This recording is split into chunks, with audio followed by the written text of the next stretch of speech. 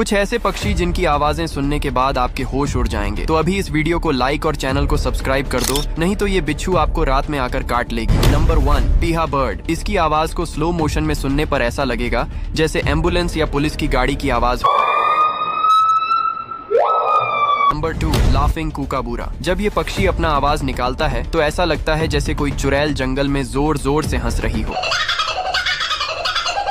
Number 3, लून। अगर रात में ऐसी आवाज सुनाई दे तो डरना मत, क्योंकि वो आवाज किसी भूत की नहीं बल्कि लून की है।